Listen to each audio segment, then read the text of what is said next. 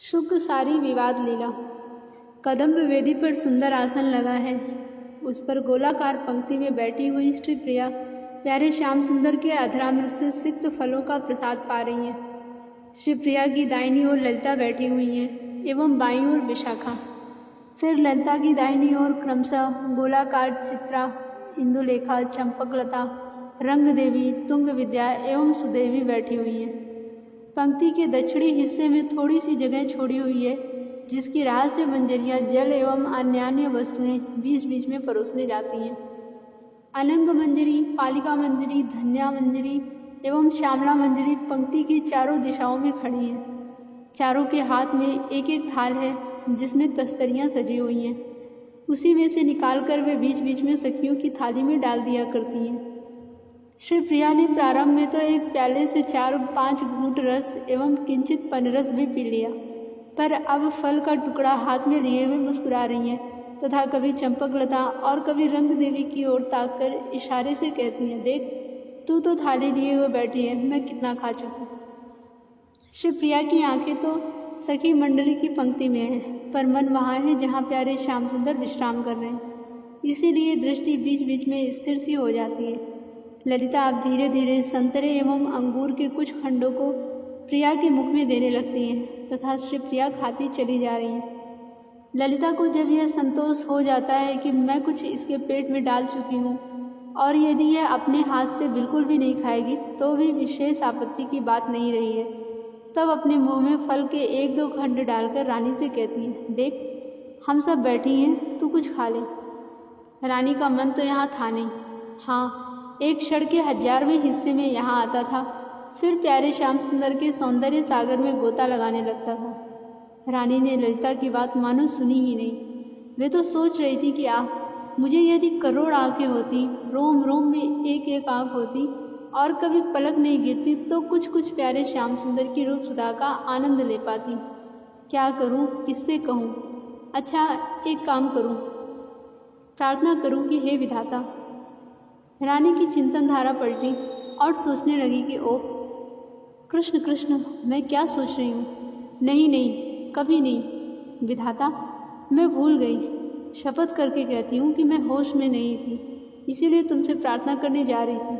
अब कभी ऐसा नहीं करूँगी। हाय हाय, फिर मेरे प्यारे श्याम सुंदर को कितना कष्ट होगा। मेरे प्यारे श्याम सुंदर को मेरा वह रूप देखकर कितना संताप होगा। मेरे हृदय धन मुझे हृदय से लगाकर मेरे कपोलों का चुंबन कर आनंद में डूबने लग जाते हैं। अभी मेरे केसों को संवारकर बेड़ी गूंथकर पैरों में पायजेब बांधकर वे कितने उत्फुल्ल हो रहे थे, पर मैं इतनी अधमा हूँ कि अपने सुख के लिए उनके आनंद को नष्ट करने की बात सोचने लगी। भला रोम रोम में आंखें हो जाने पर तो मैं विकृत हो जाऊंगी। मेरे प्यारे श्याम सुंदर को फिर हमसे क्या सुख मिलेगा। ना ना, कभी नहीं, बस 2 ही आंखें रखूँगी। हाँ हाँ, मुझे 2 ही आंखें चाहिए। रानी के आंतरिक भाव प्रवाह की किसी सखी को कल्पना भी नहीं है। ललिता मुस्कुराती हुई अपनी बावली सखी की ओर देखती हैं और रह रहकर कह उठती हैं, क्यों, कुछ खा लें, यूं ही चुपचाप बैठी रहेगी। रानी की ओर से कुछ भी जवाब नहीं मिलता, पर कभी कभी किसी फल से 2-3 चावल भर तोड़कर वे धीरे से मुख में रख दिया करती हैं। अब ललिता चित्रा को धीरे से कहती हैं, कल की तरह तू ही कोई उपाय कर। ललिता की बात सुनकर चित्रा मुस्कुराती हुई उठ पड़ती हैं तथा जल्दी से हाथ धोकर मुंह धोकर रुमाल से हाथ पोंछकर रानी की पीठ के पास आकर बैठ जाती हैं तथा धीरे से उनके कान के पास मुड़ जाकर कहती हैं, बहन, परसों की व्यवस्था आज ही करनी पड़ेगी, और सो भी प्यारे श्याम सुंदर सोकर उठ नहीं जाते उसके पहले पहले, इसीलिए तो जल्दी से कुछ खा ले। चित्रा के ये शब्द कान में प्रवेश करते ही रानी का मन दूसरे भाव प्रवाह में बहने लग जाता है। कल प्रिया एवं सखियों ने प्यारे श्याम सुंदर के साथ एक लीला करने की बात स्थिर की थी। यह स्थिर हुआ था कि चित्रा तो रानी का स्वांग धारण करेंगी एवं रानी चित्रा का। रानी बनी हुई चित्रा श्याम सुंदर से मान करेंगी। श्याम सुंदर का वेशभूषा का कपट पहचान पाते हैं या नहीं, यह बात रानी निकुंज के चित्र से देखेंगी। यदि पहचान लिया तो कोई बात ही नहीं, पर नहीं पहचान पाए तो देखें रानी को मनाने की कैसी चेष्टा श्याम सुंदर करते हैं तथा चित्रा कहाँ तक अपना स्वांग निभा पाती हैं। रानी जब जब मान करती हैं तो उनका मान विशेष देर तक नहीं टिकता, अतः चित्रा का मान देखकर मान करना मैं भी सीखूंगी। इस विचार से भी रानी ने इस लीला के लिए अपनी स्वीकृति दे दी है। चित्रा के शब्द कान में जाते ही रानी की चित्तधारा इस आयोजन की ओर मुड़ पड़ती है। रानी जल्दी से फल का एक खंड मुख में रखकर उठ पड़ती हैं। सखियां भी उठ पड़ती हैं। झारी से हाथ स्वयं धोने के लिए बाएं हाथ से रूपमंजरी के हाथ की झारी रानी स्वयं पकड़ लेती हैं। रानी की यह शीघ्रता देखकर ललिता आदि मुस्कुराने लगती हैं। रूपमंजरी मुस्कुराती हुई हाथ पर पानी देने लग जाती है। रानी चटपट हाथ धोकर ललिता आदि के हाथ धुलाने चलती हैं, पर ललिता आदि सखियों ने हाथ धो लिए थे। रानी की यह प्रेम भरी चेष्टा देखकर एक बार अतिशय ललक से ललिता रानी को हृदय से लगा लेती है। फिर रुमाल से हाथ मुंह पोंछकर जिस कमरे में श्याम सुंदर थे वहीं के लिए पुनः चल पड़ती हैं। वहां पहुंचकर सखियां देखती हैं कि प्यारे श्याम सुंदर गाढ़ निद्रा में हैं। रानी कुछ दूर से ही प्रेतम के मुखारबिंद की ओर देखने लगती है, पर इस आशंका से कि कहीं प्यारे की नींद न टूट जाए, दबे पांव पीछे हटकर पलंग से 7-8 हाथ पश्चिम उत्तर की ओर स्थित अत्यंत सुंदर सजे हुए पाटे पर जाकर बैठ जाती हैं। पाटा 4 गज चौड़ा, 4 गज लंबा और 1.5 हाथ ऊंचा है। बीच में तो मखमली नीली गति है, पर पाटे के चारों ओर बड़ी सुंदर ढंग से कमल के फूल पिरोए हुए हैं। रानी मसनद के सहारे प्यारे श्याम सुंदर की ओर मुख करके बैठ जाती हैं। सखियां भी उसी पाटे पर बैठ जाती हैं। एक मंजरी श्याम सुंदर के पलंग के पास की पीकदानी उठा लाती है। रानी अतिशय प्यार से स्वयं पीकदानी ले लेती हैं। उस पाटे पर पनबट्टा रखा हुआ है, उसमें से पान के बीड़े निकालती हैं। 8 बीड़ों को खोलकर उनमें प्रियतम श्याम सुंदर के अधरामृत से सने हुए पीक के 2-2 बूंद डालती हैं। फिर बीड़े को सजाकर अतिशय प्यार से बारी बारी से सभी सखियों के मुंह में अपने हाथ से दे देती हैं। इसी बीच में चित्रा ठीक 2 बीड़े उसी प्रकार अधरामृत पीक मिलाकर तैयार कर लेती हैं तथा रानी के मुख में रख देती हैं। रानी पनबट्टे से एक-एक पान और निकालकर पुनः सखियों के मुंह में दे देती हैं। फिर उस पनबट्टे को चंपकलता के हाथ में देकर हाथ धोती हैं तथा एक मंजरी से दूसरा पनबट्टा लेकर उसके ऊपर पान रखकर प्यारे श्याम सुंदर के लिए बीड़े तैयार करने लगती हैं। दृष्टि क्षण क्षण में प्यारे के मुखारबिंद की ओर जाती है। अब सखियों में अतिशय प्रेम भरी चर्चा चलने लगती है। श्याम सुंदर को नींद बिल्कुल नहीं आई है, पर इस प्रेम भरी चर्चा को सुनने के लिए नींद का बहाना किए हुए पड़े हैं। सखियों में धीरे धीरे जो बात हो रही है उसी की ओर श्याम सुंदर कान लगाए हुए हैं, पर किसी को यह कल्पना भी नहीं है कि ये जगे हुए हैं। इंदुलेखा दोनों मंजरियों को, जो प्यारे श्याम सुंदर के पलंग के दोनों ओर खड़ी हैं, इशारे से पूछती हैं। मंजरियां इशारा कर देती हैं कि गाढ़ी निद्रा में सो रहे हैं। रानी एवं सखियां अब निसंकोच बातें शुरू करती हैं, अवश्य ही धीमी धीमी आवाज़ से। कुछ देर उस प्रेम में आयोजन की सलाह होती है। अब रानी कहती है, चित्रे तू सुन रही है ना? चित्रा कहती है, हाँ सुन रही हूँ। ललिता, जब वे पहुँच जाएं तब तुम निकुंज को बंद कर देना, समझी? चित्रा, बहुत ठीक। ललिता, उस समय मैं राधा के साथ मदन कुंज में रहूँगी। तुम श्याम सुंदर को बंद करके मेरे पास चंपकलता को सूचना के लिए भेज देना। चंपकलता, ललिते, पर सुबल का क्या करेगी? विशाखा, मैं उसे मधमंगल के द्वारा जाल में कल ही फांस लूँगी। कल ही मैं मधमंगल को सुंदर सुंदर केले खिलाकर परसों शरीफा खाने का निमंत्रण दे दूँगी। यद्यपि सुबल का लालच में आना है कठिन, पर एक बार यह उपाय कर तो लूँ, न होगा तो उसे और किसी उपाय से अपने निकुंज में रोके रहूँगी। इसी समय श्याम सुंदर करवट लेते हैं। मंजरी कुछ इशारा करती है। राधा रानी एवं ललिता की तीक्ष्ण दृष्टि प्यारे श्याम सुंदर पर पड़ती है। उनकी कपट निद्रा की पोल खुल जाती है। रानी धीरे से ललिता के कान में कहती हैं, सब गुड़ मिट्टी हो गया। ललिता, कोई बात नहीं, फिर दूसरा उपाय सोच लूँगी। पर कपटी शिरोमणि ने तो हद कर दी, अभी अभी कैसे खर्राटे भर रहे थे। रानी वहां से उठकर श्याम सुंदर की पुष्प शैया के पास आकर खड़ी हो जाती है। श्याम सुंदर ने चादर से अपना मुख ढक लिया था, फिर भी चादर के अंदर से मुखारविंद दिख पड़ रहा था। मुद्रित नयन की छवि झीनी चादर को चीरती हुई रानी के हृदय को बींध सी रही है। अलकावली के 2 गुच्छे प्यारे श्याम सुंदर के कपोलों पर बिखरे हुए।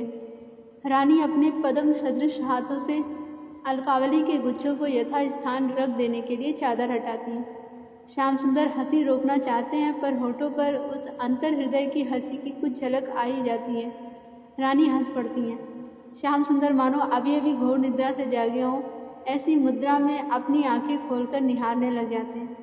रानी एवं सखियाँ जोर से खिलखिलाकर हंसने लग जाती हैं।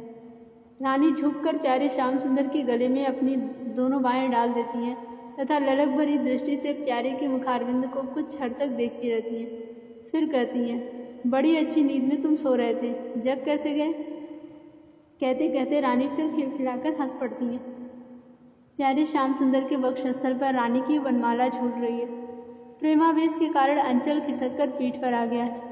अपनी प्रिया की यह दशा देखकर श्याम सुंदर के शरीर में प्रेम के विकार उत्पन्न होने लगते हैं। प्यारे श्याम सुंदर के मुखारविंद पर छोटे छोटे प्रस्वेद कण मोती की तरह झलमल करने लगते हैं। रानी अतिशय प्यार से अपने अंचल से पसीना पोंछ देती हैं तथा धीरे धीरे श्याम सुंदर को उठाकर पलंग पर बैठा देती हैं। रानी भी पलंग पर बैठ जाती हैं तथा हंसकर कहती हैं, अच्छा यह बताओ तुमने हम लोगों की कौन कौन सी बातें सुनी हैं? श्याम सुंदर कुछ आश्चर्य की मुद्रा में कहते हैं, कैसी बातें? ललिता हंसकर कहती है, चालाकी रहने दो, तुमने झूठे ही नींद का बहाना बनाया था। अच्छी बात है, सावधान रहना, सूद के सहित बतला लूँगी। श्याम सुंदर हंस पड़ते हैं तथा कहते हैं, अच्छी बात है। इसी समय वृंदा बहुत सी मंजरियों को आगे किए हुए निकुंज में प्रवेश करती हैं। रानी जब प्यारे श्याम सुंदर का प्रसाद लेने कदम्ब वेदी पर गई थी तो पीछे पीछे वृंदा भी गई थी। वहाँ रानी एवं सखियों के प्रसाद ले लेने पर उन्होंने मंजरियों एवं दासियों को अतिशय प्रेम से प्रसाद खिलाया। फिर सबसे अंतिम में किंचित प्रसाद लेकर सब काम समाप्त करके वहाँ आ पहुँची हैं। वृंदा के आते ही निकुंज में बहुत पहले जो वे पिंजरा रख गई थी उसमें के तोता एवं मैना दोनों एक साथ ही बोल उठते हैं, देवी आज्ञा हो तो एक बार बाहर जाकर पक्षियों को शांत बैठने के लिए कह दूँ, वे बहुत कोलाहल कर रहे हैं। तोता एवं मैना की बात सुनकर वृंदा कहती है, तू बैठ, मैं स्वयं जा रही हूँ। वृंदा पूर्व की तरफ से निकुंज में चली जाती हैं। जाकर बाहर की ओर छिद्र में से देखती हैं। सखियाँ एवं रानी तथा श्याम सुंदर आश्चर्य में भरे कभी वृंदा की ओर देखते हैं तो कभी तोता एवं मैना की ओर।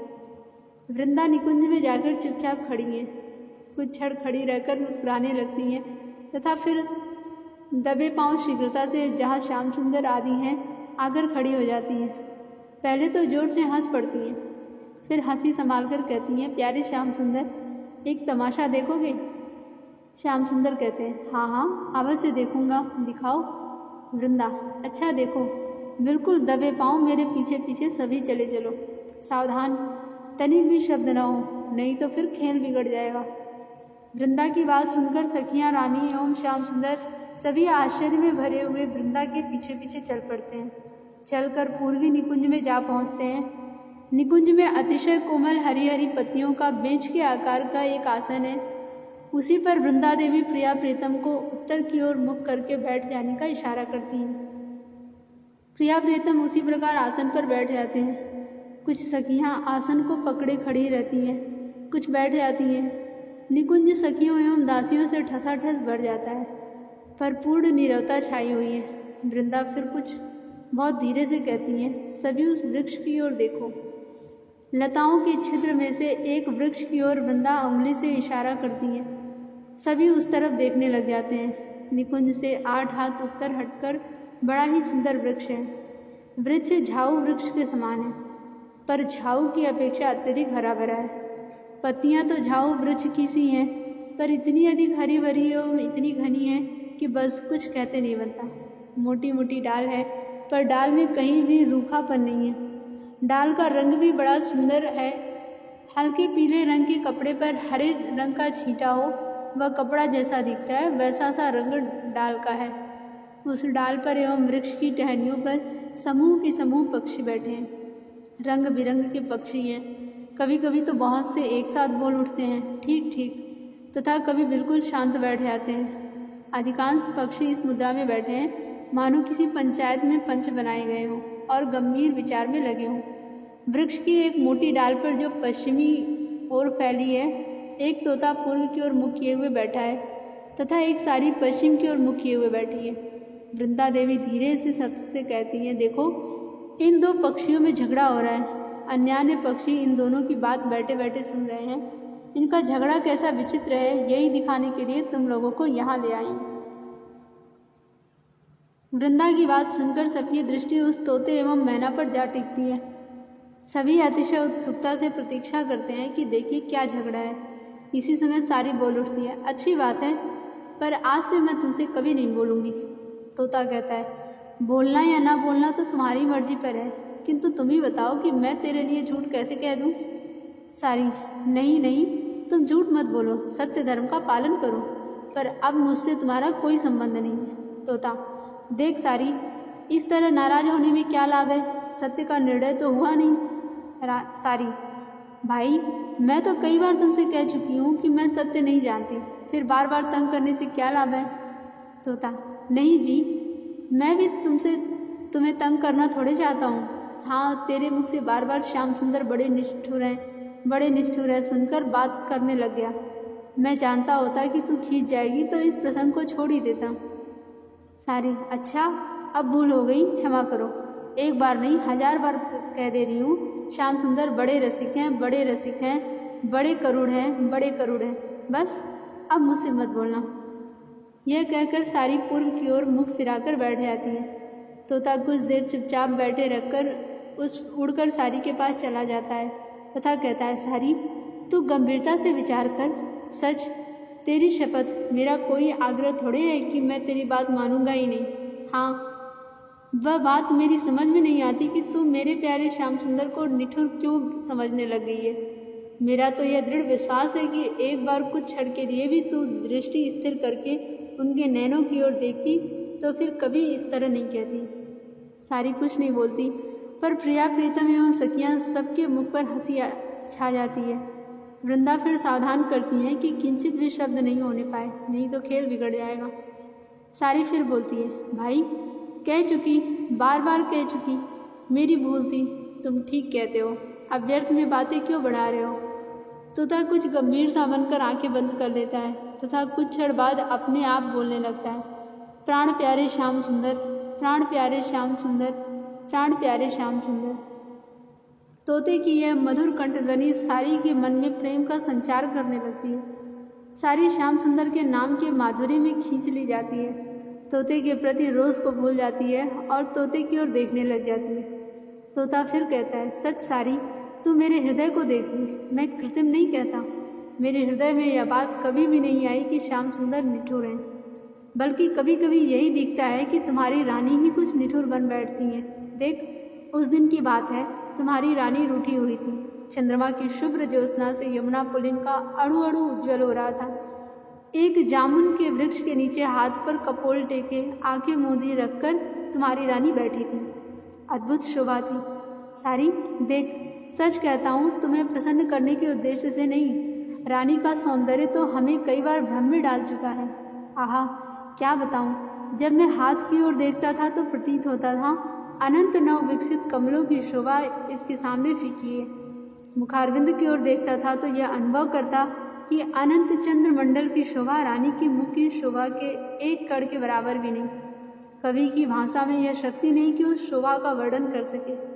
हाँ, कुछ नीचे उतर कर कहूँ तो सचमुच उस दिन मुझे यह प्रतीत हो रहा था कि रानी हाथ पर कपोल टेके हुए क्या बैठी हैं, मानो पूर्ण चंद्र कमल के आसन पर सो रहा है। और भौहों की शोभा तो निराली ही थी, रोज के कारण कुछ ऊपर की ओर उठ गई थी, कुछ विशेष रूप से टेढ़ी हो गई थी। सचमुच उस मुख की एवं भौहों की शोभा देखकर ऐसा प्रतीत हो रहा है मानो रानी के मुख को मकरंद से भरा हुआ कमल समझकर भौरों के समूह आए हों और मुख कमल का मकरंद पान करने की प्रतीक्षा में मंडरा रहे हों। वह शोभा देखकर मेरा रोम रोम आनंद से भर गया। सारी, मैं तो दंग रह गया, आंखें हटती नहीं थी। उसी समय ललिता प्यारे श्याम सुंदर की बाँह पकड़े हुए वहाँ आई। मेरे प्यारे श्याम सुंदर चरणों के पास बैठ गए। सारी, बहुत कहकर क्या होगा, मेरे प्यारे श्याम सुंदर ने हृदय के समस्त प्यार से प्रार्थना की, पर तुम्हारी रानी ने आंखें तक नहीं खोली। मेरे प्यारे श्याम सुंदर का मुख उदास हो गया, पर रानी टस से मस नहीं हुई। मेरे प्यारे श्याम सुंदर कुछ दूर जाकर बैठ गए। सारी, सचमुच तू भी तो वहाँ थी ही, दोनों में कौन अधिक निष्ठुर है तुम्हें दिखा। मैं यह तुम्हारे मुख से ही सुनना चाहता हूँ। तोते के मुख से रानी के मुख का वर्णन सुनकर सारी प्रसन्न हो गई थी तथा कुछ और सोचकर बड़ी प्रसन्नता की मुद्रा में बोलती है, तोता, तुम्हें भीतरी बात का बिल्कुल पता नहीं है। ऊपर की बात देखकर ही तुमने रानी को निष्ठुर मान लिया है। देख, मैं उस दिन के उस गंभीर मान का रहस्य रानी की प्यारी सारी से सब कुछ पूछ चुकी हूँ, पर तुझे बता नहीं सकूँगी। तुम उसे समझ भी नहीं सकोगी। उसे समझने के लिए रमणी सुलभ हृदय चाहिए। तेरा हृदय पुरुष का है। रानी के प्रेम में हृदय की रूपरेखा तुम्हारी कल्पना में आ ही नहीं सकती। और सारी यह कहकर रुक जाती है। तोता शीघ्रता से बोल उठता है, हाँ हाँ, पूरी बात जो जो कहना चाहती है सब कह। सारी कुछ क्षण चुप रहकर कहती है, मैं यही कहने जा रही थी कि तुम जिस घटना से मेरी रानी को निष्ठुर समझ रहे हो वह तो तुम्हारी नासमझी के कारण है। हाँ, यदि मैं तुम्हें अपने मन का घाव खोल कर दिखला दूँ तो तेरी बोली बंद हो जाएगी, कुछ भी जवाब नहीं दे सकोगे। बिना किसी संशय के समझ जाओगे कि ये श्याम सुंदर कितने निष्ठुर हैं। तोता कुछ गंभीरता की मुद्रा में कहता, अच्छा सुना सही, तूने ऐसी कौन सी निष्ठुरता मेरे प्यारे श्याम सुंदर में देखी है? सारी गंभीर होकर करुणा की मुद्रा में कहती है, तोता, सचमुच कल से मेरे प्राण छटपट कर रहे हैं। कल दोपहर की बात है, सूर्य मंदिर में मेरी रानी बैठी थी, बिल्कुल अकेली थी। ललिता आदि सभी उपवन में गई हुई थी। मैं एक लता की टहनी पर बैठी हुई एकटक रानी की ओर देख रही थी। रानी के हाथ में एक माला थी, पर यूं ही अंगुलियों पर पड़ी थी। आंखें बंद थीं, पर अविराम अश्रुधारा बहती हुई कपोलों को भिगो रही थी।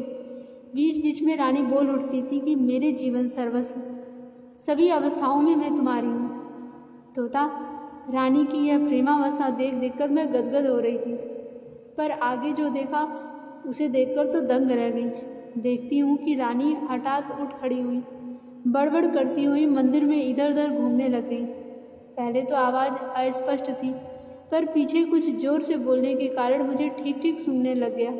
रानी बोल रही थी, ओठ जीववंत हो वारो, हासी सुधा कंद वारो, कोटि कोटि चंद वारो, राधे मुख चंद पे। रानी के मुख से बार बार इसकी आवृत्ति हो रही थी। मैं चकित होकर सोचने लग गई कि अजब बात है, अपने मुख से आज मेरी रानी अपनी शोभा वर्णन कर रही है। पर तुरंत समझ गई कि रानी प्यारे श्याम सुंदर के भाव से आविष्ट होकर अपने आप को ही श्याम सुंदर मान रही है। फिर देखती हूँ कि रानी हाथों को ठोड़ी पर रखकर कह रही है, ओह, ब्रज का प्रत्येक कुंज छान डाला, घर का कोना कोना देख लिया, पर प्रिया नहीं मिली। ओह, मुझे छोड़कर चली गई। पर कहाँ गई? हाय हाय, उसने प्राण तो नहीं दे दिए? वह यमुना में तो नहीं कूद पड़ी? बस बस, अब चलो मैं भी यमुना में कूदकर अपना जीवन समाप्त कर दूं। पर कहीं वह जीवित हो तो फिर तो मेरे बिना उसके प्राण निकल जाएंगे। ना, नहीं नहीं, उसने प्राण नहीं दिए हैं, कहीं छिप गई है। बरसाने तो नहीं चली गई? बस बस, वहीं गई है, बिल्कुल यही बात है। पर मैं वहाँ कैसे पहुँचूँ? हाय मेरे प्राणों की रानी, तू मुझे छोड़कर चली गई है, मुझसे रूठ गई है। हाँ हाँ, तुमने उचित ही किया है, मैं इसी के योग्य हूँ। पर प्रिय, मेरा हृदय फट रहा है, एक क्षण भी तुम्हारे बिना जीवन नहीं रहेगा। मेरी हृदयेश्वरी, ना ना, इतना कड़ा दंड मैं नहीं सह सकूँगा, मुझे क्षमा करो। ओह, क्या करूँ, किससे कहूँ? हाय, कोई मेरी प्रिया के पास मेरी बात पहुँचा दो। अच्छा, एक पत्र लिख देता हूँ, इसे ही मेरी प्रिया को दे देना। पत्रोत्तर आने तक प्राणों को किसी प्रकार रोके रहूँगा। तोता, यह कहकर रानी बैठ गई। पास में कमल के पत्ते पर फूल रखे हुए थे। रानी ने फूलों को बिखेर दिया, पत्ते के 4 टुकड़े करके एक टुकड़ा ले लिया तथा उस पर नख से यह लिखने लगी, क्षम्यताम परम कदापि तवे दृशम न करोमि, देहि सुंदरी दर्शनम मम मनमथेन दुनोमि। इसे लिखकर रानी समाधिस्थ हो गई।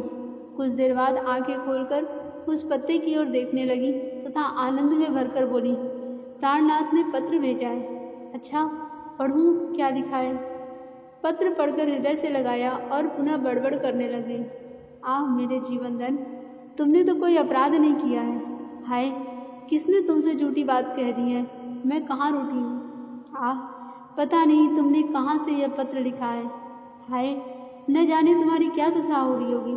लड़ते, विशाखे, रूप, अरे विमले, तुम सब कहाँ चली गई? अरे दौड़ो, प्यारे श्याम सुंदर को ढूंढ लाओ। व्याकुलता की अवस्था में उन्होंने पत्र लिखा है। मेरे प्राणनाथ, तुम्हें मेरे बिना। राधिका कान्ह को ध्यान करे, तब कान्ह व राधिका के गुण गावें। त्यों असुआ बरसे बरसाने को, पाति लिखे लिखी राधे को ध्यावें। राधे व जाए गरीब में देव, सुप्रेम की पाती ल छाती लगावें। आपू ने आपू ही में उलझे, सुलझे उलझे समझे समझावें। यह कहती हुई पत्र को पुनः छाती से लगाकर समाधिस्थ हो गई। तोता, मैं तो किम कर्तव्य विमूढ़ सी हो गई, पर तुरंत ही श्याम सुंदर को खबर देने दौड़ी। कुछ ही दूर पर श्याम सुंदर मिल गए, पर जो देखा उसे देखकर सिर से पैर तक जल उठी। देखती हूँ एक वृक्ष के नीचे श्याम सुंदर बैठे हैं। सामने एक अत्यंत सुंदर रमणी बैठी है। श्याम सुंदर उसी रमणी के कपोलों पर चंदन से चित्र बना रहे। तोता, मैं तो देखकर सह नहीं सकी। सोचने लगी कि अभी अभी इनके विरह में रानी की वैसी दशा देखकर आई हूँ और यहाँ इन्हें इस रूप में देख रही हूँ। यह सोचते सोचते मैं मूर्छित हो गई। पता नहीं कितनी देर बाद मुझे होश आया हुआ। होश आने पर श्याम सुंदर नहीं दिख पड़े। उड़कर पुनः सूर्य मंदिर में आई। वहाँ देखती हूँ कि चहल पहल मच रही है। मेरी रानी के साथ श्याम सुंदर असीम प्यार प्रदर्शित कर रहे हैं। उसी समय से मैं बावली की तरह रट रही हूँ कि श्याम सुंदर बड़े निठुर हैं, बड़े कपटी हैं।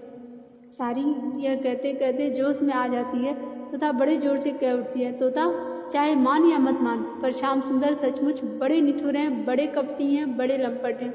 यह 1000 बार लाख बार कह रही हूँ। सारी की बात सुनकर निकुंज में बैठे हुए श्याम सुंदर, राधा रानी एवं सखियाँ सभी जोर से एक साथ ही हंस पड़ते हैं। उनकी हंसी सुनते ही वृक्ष के सभी पक्षी चकित होकर उधर ही देखने लगते हैं। श्याम सुंदर धक्का देकर निकुंज के उत्तरी दरवाजे को खोल देते हैं तथा प्रिया के कंधे पर हाथ रखे हुए बाहर निकल पड़ते हैं। सखियाँ एवं वृंदा भी पीछे पीछे बाहर निकल आती हैं। श्याम सुंदर वृंदा को उस तोता एवं सारी को बुलाने का इशारा करते हैं। वृंदा तोता एवं सारी को बुलाती है। दोनों आ जाते हैं। ललिता हंसती हुई कहती है, सारी तू ठीक कह रही है, ये बड़े ही लंपट हैं। सारी शर्मा जाती है। श्याम सुंदर कहते हैं, सारी आ, मैं झगड़े का फैसला कर देता हूँ। श्याम सुंदर सारी को उठाकर अपने हाथ पर रख लेते हैं तथा रानी के हाथ पर तोते को रख देते हैं। ऐसा करके वृंदा से कहते हैं, वृंदे, तोते से पूछ तोता क्या देख रहा है। वृंदा कहती है, तोता, अब तू क्या देख रहा है। तोता अतिशय उल्लास के साथ मधुर कंठ से कह उठता है, आ, रानी के रोम रोम में, अड़ू अड़ू में मैं प्यारे श्याम सुंदर को देख रहा हूँ। वृंदा आनंद से भरकर सारी से पूछती है, सारी तू क्या देख रही है। सारी गदगद कंठ से कहती है, जय हो प्यारे श्याम सुंदर के रोम रोम में, अड़ू अड़ू में मेरी राधा रानी, जय हो जय हो। सारी की कंठ ध्वनि में ध्वनि मिलाकर सभी पक्षी बोल उठते हैं, जय हो जय हो जय हो जय हो। श्याम सुंदर मेवा मंगवाकर अपने हाथ से तोता एवं सारी को खिलाते हैं। मेवा खाकर प्रिया प्रीतम के चरणों में सिर नवाकर तोता एवं सारी दोनों पुनः वृक्ष पर जा बैठते हैं। श्याम सुंदर एवं रानी मेवा बिखेर देते हैं। पक्षियों का समूह उस पर टूट पड़ता है। बीच में जय हो की ध्वनि करते हुए भी पक्षी मेवा चुगने लगते हैं तथा प्रिया प्रीतम 10 कदम उत्तर की ओर बढ़कर एक पनस वृक्ष की छाया में जाकर खड़े हो जाते हैं। जय जय श्री राधे।